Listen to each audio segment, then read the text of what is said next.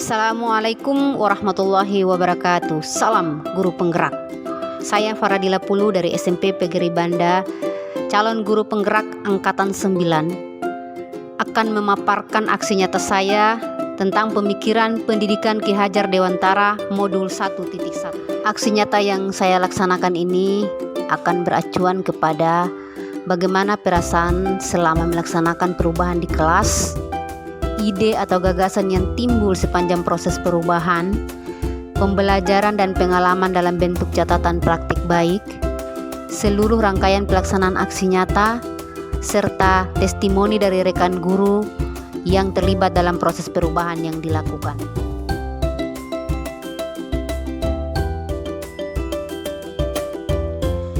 Adapun ide dan gagasan yang akan saya sampaikan adalah melakukan diagnosis awal, yaitu diagnosis non-kognitif untuk memetakan minat, kemampuan, dan gaya belajar siswa, merancang dan melaksanakan pembelajaran yang sesuai dengan kebutuhan peserta didik, yaitu sesuai dengan kodrat alam dan kodrat zaman, menciptakan kondisi belajar yang nyaman dan menyenangkan.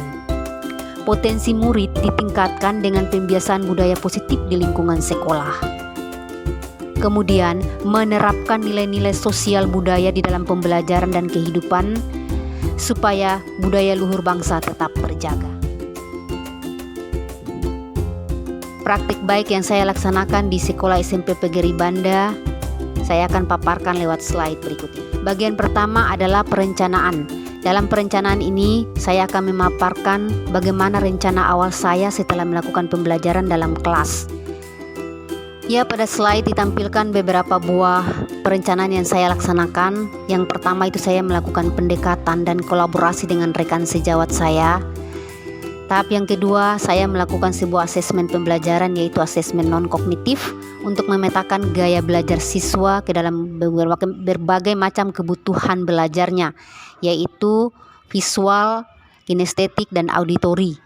Kemudian langkah selanjutnya, saya membuat RPP pembelajaran sebelum memasuki kelas.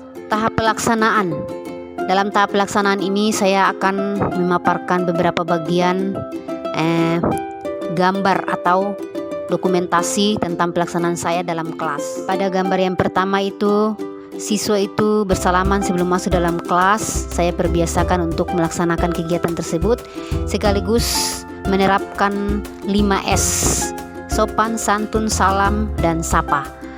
Kemudian sebelum memulai pembelajaran, siswa itu melakukan tadarusan. Mereka membaca Al-Quran selama beberapa menit sebelum memulai pembelajaran. Kemudian dalam pembelajaran juga saya menyampaikan tujuan pembelajaran saya agar tercapai target pembelajaran dalam kelas. Dari tugas yang ada, saya membagikan LKS kepada mereka, kepada siswa, lalu mereka berdiskusi dalam kelompok secara bersama-sama dengan tipe pembagian kelompoknya secara heterogen dengan mempergunakan tipe belajar problem based learning dan pendekatan pembelajaran berdiferensiasi. Kemudian setelah itu, hasil yang mereka diskusikan itu mereka presentasikan di depan kelas dan ditanggapi oleh siswa dalam kelompok mereka sebagai bentuk feedback daripada diskusi tersebut. Tahap berikutnya adalah tahap refleksi.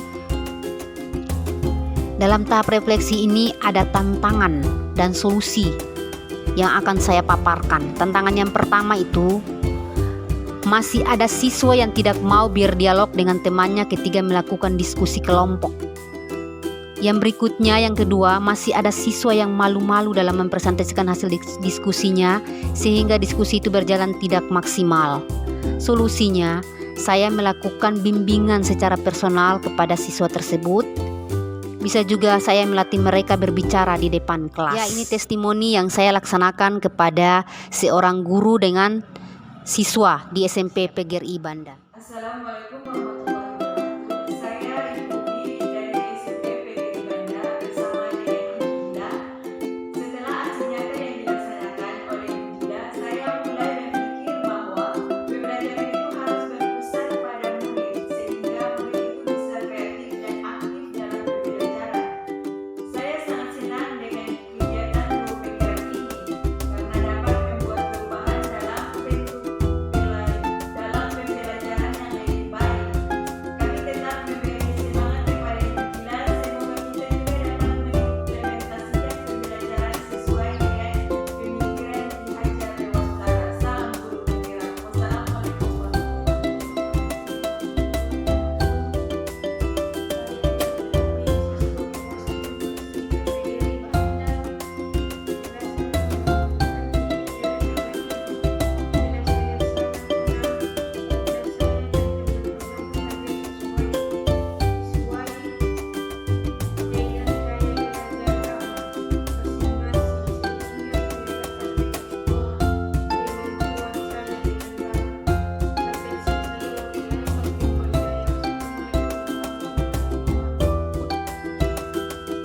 Demikianlah pemaparan saya tentang aksi nyata pemikiran dihajar Dewantara modul 1.1. Semoga bermanfaat bagi kita semua. Terima kasih. Wassalamualaikum warahmatullahi wabarakatuh.